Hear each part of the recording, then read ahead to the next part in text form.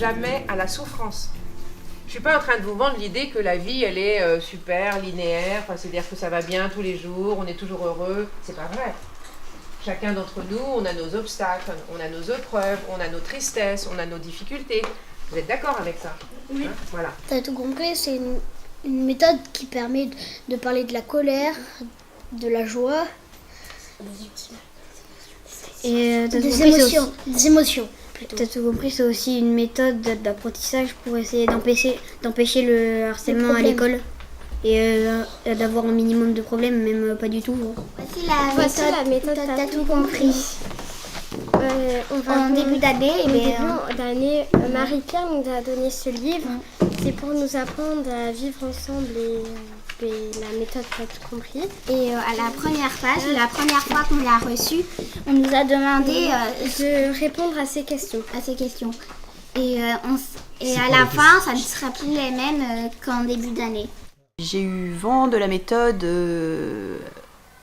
en début d'année, donc j'ai commencé par étudier cette méthode pour voir un petit peu ce qui en ressortait. Et j'ai eu besoin de cet outil parce que j'avais une classe qui était assez dysfonctionnante, avec beaucoup de problèmes de relations entre les enfants. Donc ça m'a permis d'avoir des outils pour pouvoir gérer des conflits entre enfants, soit dans la classe, soit à l'extérieur, surtout en récréation. Cet outil donc, m'a permis de gérer ces conflits. On a aussi assez souvent des débuts de harcèlement, donc la méthode est tout à fait appropriée pour ça. Et dans un deuxième temps, moi, ça m'a permis un petit peu de réfléchir à ce qu'on enseignait à l'école. Je trouve qu'on enseigne à des enfants qui, on ne sait pas trop qui ils sont en fait. On sait qu'il faut leur apprendre des tas de choses, mais on ne sait pas forcément qui ils sont. Et la méthode permet, moi, à mieux les connaître, parce que ils vont devoir parler de leurs émotions, dans quel état ils arrivent le matin à l'école, comment ils se sentent, qu'est-ce qui ne va pas. Souvent, il y a des enfants qui arrivent à l'école qui sont renfrognés, en colère. Donc ça me permet de sonder un petit peu qui ils sont. Et je pense que de la même manière, ça leur apprend un petit peu à savoir qui ils sont et de cibler aussi leurs émotions, de pouvoir les canaliser, de savoir où est un peu la source de leurs problèmes. Un enfant qui ne va pas très bien, c'est un enfant qui va taper sur les autres, qui va tout le temps entrer en conflit. Donc ça, je pense que ça leur permet de prendre confiance en eux, de connaître aussi des choses pour lesquelles ils sont tout à fait capables. Il y a beaucoup d'enfants qui viennent à l'école et qui se sentent pas bons, nuls, qui comprennent rien, et il y en a beaucoup. Voilà, donc je pense que ça leur permet de prendre confiance en eux et de les valoriser. Moi je suis moi, j'aime le silence. Toi tu préfères quand ça s'ambiance. Pour pouvoir grandir en confiance, il faudrait d'abord qu'on commence par accepter nos différences et respecter nos préférences.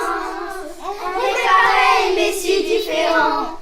Ce que l'on aime, ce que l'on ressent, c'est en partageant notre ce qu'on pense. Tous uniques, tous importants. Et qu'est-ce qu'il peut y avoir comme autre raison? Ça parle de quoi? Que lui s'est fait harceler. Alors, il peut y avoir une situation, d'ailleurs ça existe assez souvent ça, des enfants qui ont vécu du harcèlement et à un moment donné, ils deviennent eux-mêmes harceleurs. Il est triste. Il est triste, donc ça parle, on l'avait dit, de souffrance. Après, surtout, tout ce qu'elle nous a expliqué, et bien, comme elle fait dans d'autres écoles, et bien, elle nous a expliqué toutes les histoires d'autres écoles. Et ça, pour nous, et bien, on l'a compris, tout le monde l'a compris, ce qui s'était passé. Et donc, nous, on a fait un peu pareil.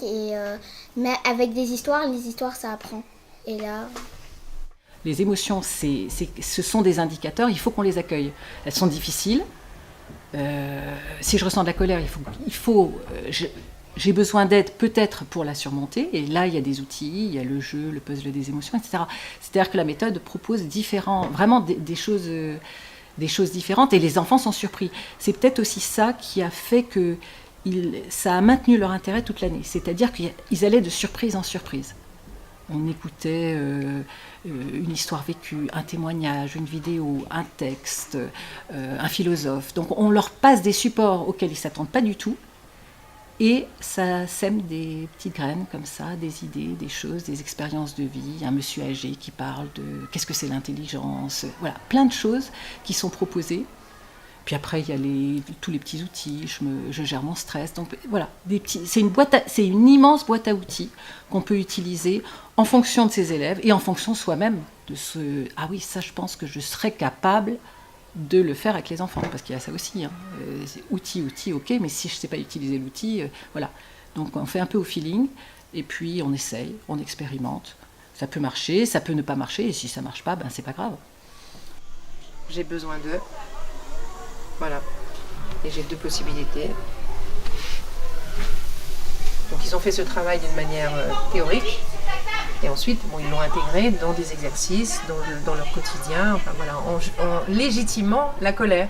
La colère est une émotion utile. Elle nous permet de mettre des limites qui sont bonnes pour nous et du coup faire sortir de notre espace ce qui rentre d'une manière intrusive. Donc c'est clair qu'en ayant peu à peu fait ce chemin, parce que comme la maîtresse l'a dit, ça ne se fait pas en quelques minutes, peu à peu ce chemin se fait, les enfants ne sont plus en capacité de se faire intruser de manière durable. Donc le harcèlement, c'est fini.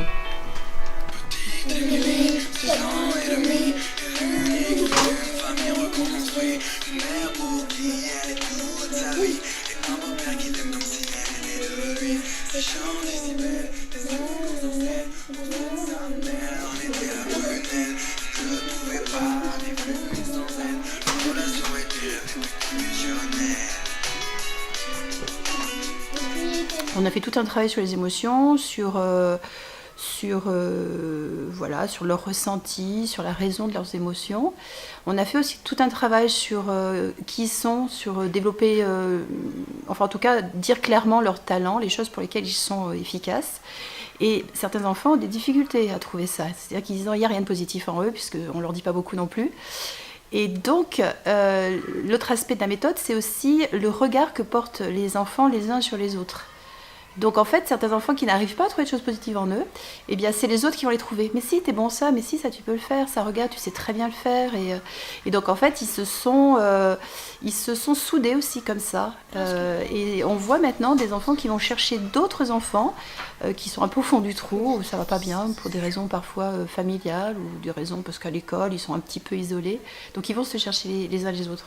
Donc cet aspect empathie est super important. Voilà. En plus, nous, ça cadre bien avec notre classe, puisque nous, notre classe, il y a la devise qui concerne l'empathie, le respect. J'oublie le 3e, l'amitié, bien sûr, l'amitié, donc respect, empathie, amitié. Donc vraiment, la méthode tombe en plein dans le cadre et nous a permis par d'autres biais que la méthode, c'est-à-dire d'insérer la méthode dans nous, le travail qu'on faisait sur ces 3 grandes valeurs importantes pour le bien-être à l'école. Être indulgent et gentil avec toi-même, pas de critique, de dévalorisation. Accepter de ne pas arriver à comprendre tout de suite, de faire des erreurs sans s'énerver. Croire en ton intelligence en te faisant confiance pour réussir. Écouter ce que tu ressens, ce que tu penses et l'exprimer sans honte ni peur. Après, tu as le cercle de paix que Diego et Luca ont dessiné. Le cercle de paix, c'est moi. Ouais, c'est super. Ils ont dessiné un cercle de paix ici avec chacun des enfants. Et là, dans la bulle, il y a « On m'embête, je voudrais en parler avec vous ». Un cercle de paix, c'est quand tu peux exprimer tes sentiments. Tu peux dire « je passe », mais tu peux aussi exprimer dans ta journée qu'est-ce qui s'est passé. Et tu dois dire « je ». Tu dois dire « je » ou sinon... Tu dois pas dire non et que quand tu as un problème, faut que tu le gardes dans ton cercle de ta classe. La dimension du groupe, c'est-à-dire effectivement, c'est le groupe qui se saisit, c'est le groupe qui est attentif. Il y a bien sûr l'empathie, mais l'empathie c'est aussi un terme qu'on utilise tellement à l'éducation nationale. Voilà. Mais là, ça a son sens, c'est-à-dire qu'effectivement... lorsque l'on fait cette réunion qui s'appelle le cercle de paix, j'exprime ce que je ressens et c'est entendu de tout le monde. C'est entendu de tout le monde. C'est-à-dire, je me sens comme ça parce qu'il m'est arrivé ça. Et voilà, on ne peut pas ne pas l'entendre, on va dire. Alors c'est vrai qu'il y a certains enfants pour qui ça reste, même après une année difficile, c'est des enfants qui sont un peu verrouillés. Mais malgré tout, le fait d'avoir entendu les autres, je suis sûre que ça joue. Même si eux-mêmes accéder à leurs émotions, c'est déjà compliqué.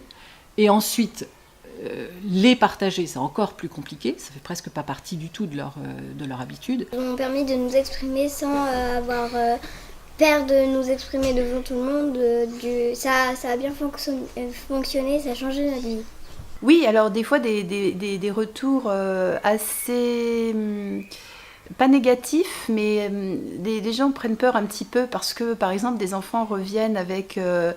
quand on a travaillé sur les phrases parasites, avec des enfants qui vont dire « Oui, mais on parle des phrases parasites. » Donc ces petites phrases qu'on a dans la tête, qu'on s'entend dire « T'es pas bon en maths, t'es comme ton papa » ou « T'es pas fort en sport ». Enfin, je pense que tout le monde entend ces petites phrases. Et pour des enfants, ça reste dans la tête et on se construit avec cette image-là. Donc ce petit garçon est rentré chez lui avec cette idée-là que voilà, ses parents lui disaient certaines choses et donc il a un petit peu reproché aux parents de dire ça. Donc évidemment la maman était très en colère, donc on a pris rendez-vous, on en a discuté et en fait je lui ai expliqué dans quel cadre ça rentrait dans la méthode et je pense que, j'espère en tout cas, que effectivement cet enfant avait besoin de s'entendre dire aussi des choses positives sur lui. Parce que ça reste quelque chose qui l'impacte beaucoup en fait. Donc j'espère que là aussi, le travail qu'on fait en classe, parfois je pense, peut impacter aussi les familles et les relations qu'ils ont avec leur enfant. Phrases parasites, c'est des phrases que tu te mets dans la tête et qui restent dans ta tête et qui finissent par vraiment arriver.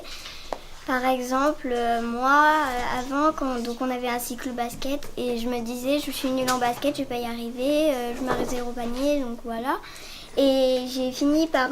Et quand on a parlé des phrases parasites, je me suis dit, bon, je peux peut-être y arriver en basket, faut pas que je me décourage. Et là, après, pendant quelques récrés avec une amie, on faisait du basket et j'ai arrivé à marquer des paniers. Bravo. Le cahier de réussite sert à marquer des choses que tu as bien réussi à faire dans ta journée. On a mis en place un petit carnet de réussite qu'ils ont construit, où tous les jours, ils notent dans la journée qu'est-ce qu'ils ont bien réussi à faire. Alors c'est de l'ordre scolaire, mais ça peut être aussi de l'ordre relationnel avec les autres, ça peut être régler un conflit, ça peut être aussi quelque chose qui s'est passé à la maison qu'ils ont réussi à faire. Donc ils sont très très enthousiastes à écrire à la fin de la journée l'aspect positif de la journée.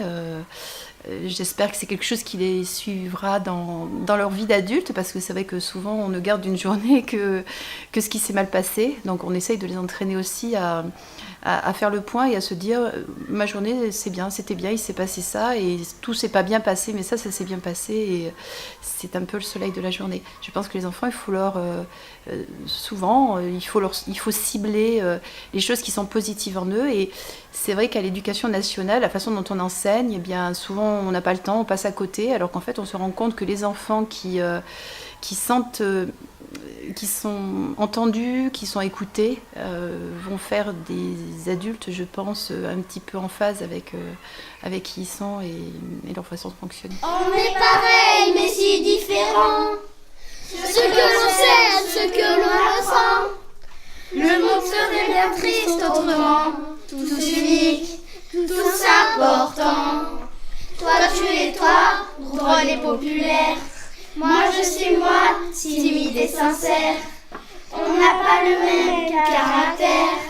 On est vraiment complémentaires. Imagine si l'on coopère. Imagine tout ce qu'on pourrait faire. Alors dans la méthode, il y a un exercice qui appelait, dans le cadre de l'estime de soi, à pouvoir réaliser une œuvre. Chacun a fait son œuvre, où après avoir fait aussi un test sur les intelligences multiples, ils avaient révélé quelles étaient les intelligences multiples les plus importantes chez eux, les 3 premières qui étaient présentes. Donc pour certains, ils l'ont indiqué. Et par exemple, écologique, logique, ils l'ont indiqué là, spatial. Lui, il avait trouvé que ces 3 intelligences prioritaires étaient à cet endroit-là. Et ils l'ont décoré avec des photos d'eux, avec voilà les choses qu'ils ont voulu indiquer sur les qualités qu'ils se reconnaissaient. Et chacun a fait un travail comme ça, qui a duré déjà pas mal de temps, hein, ça s'est pas fait en une séance. Et la maîtresse a pu exprimer que pour elle, ça les avait beaucoup aidés en fait. Ils avaient révélé leur talent, ils s'étaient parlé entre eux de oui, mais moi je trouve que ça tu sais bien le faire. Ils s'étaient aidés à révéler leur talent et que ce travail-là a été extrêmement bénéfique pour la confiance en eux. Voilà. Et comme on sait que plus un enfant a confiance, plus il peut poser les bonnes limites pour lui, tout ça est un tout, quoi. On travaille dans le même objectif qui est de se renforcer et de se mettre en lien avec les autres pour dépasser les difficultés de la vie. Beaucoup de temps, ça c'est certain. Donc en principe, dans l'éducation nationale, on a 1 heure par semaine d'enseignement moral et civique, qui se répartissent en différents domaines, les valeurs de la République, etc. Vivre ensemble d'ailleurs en fait partie. Là, c'était très présent. Ça dépassait l'heure par semaine. Et puis il y a eu des semaines où on était très centré là-dessus, donc ça pouvait être 2 heures, 3 heures, parce qu'il faut laisser le temps. C'est pas quelque chose qui arrive d'en haut, on note un petit résumé, on l'apprend par cœur, ça n'a rien à voir. C'est vraiment quelque chose que les enfants vivent et se saisissent. Et il faut donner du temps pour que la parole émerge, pour que du silence, de l'embarras naisse quelque chose. Oui, donc c'est du temps, c'est clair. Mais c'est vraiment du temps perdu pour en gagner. Ça, c'est certain. Et sur le journal, on a fait un dessin, moi et Luca, et en fait, ça parle d'un cercle de paix. Il y a une personne qui se fait embêter, et en fait, il veut en parler. Il en parle, et les autres vont l'aider. Et du coup, moi, ça m'a beaucoup servi, et moi, j'aime bien aider les autres. Donc, c'est beaucoup mieux. Les choses doudou, c'est quelque chose qu'on a appris avec Marie-Pierre pendant notre cycle T'as tout compris. Et c'est en fait quelques personnes vont s'asseoir et ferment les yeux et les autres personnes... Et après, les autres personnes, en fait, on ferme nos yeux. Et après, on ne doit pas savoir qui c'est. Et après, on ne doit pas savoir. S'ils le disent, ils ne respectent pas trop la règle, mais après, c'est à eux de voir. Et une fois, quand c'était moi sur une chaise et j'étais assise, mais quelqu'un m'a dit, plein de personnes m'ont dit plein de trucs de dos, j'étais tétanisée. Elle était bouleversée. J'étais bouleversée, j'étais toute contente d'avoir plein de choses de dos, ça fait du bien. Ça fait trop du bien. Mais si différent, ce que l'on aime, ce que l'on ressent, c'est un partage dans lequel on se comprend, tous unis, tous importants. Alors des fois ce que je peux dire, c'est t'es gentil, t'es drôle, t'es jolie. Et les enfants se sont découverts et ont développé une attention aux autres, c'est-à-dire une sensibilité de voir que cet enfant se sent pas trop bien, comment on peut faire. Et puis si ça se répète, il y a eu des petits groupes d'enfants qui ont décidé de réfléchir ensemble pour leur proposer des choses pour qu'ils aillent mieux. Donc ça n'avait rien à voir avec le harcèlement, mais plutôt à la délicatesse à l'autre et au groupe. Pour que le groupe aille bien, il faut que tout le monde aille bien. Ensemble, aujourd'hui, soyons créateurs de nos propres vies. Ensemble, aujourd'hui, soyons créateurs de nos propres vies. Ensemble, aujourd'hui, soyons créateurs de nos propres vies.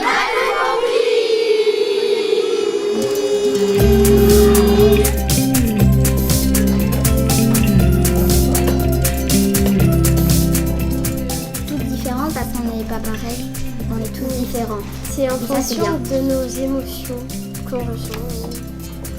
La pensée est créative de notre réalité.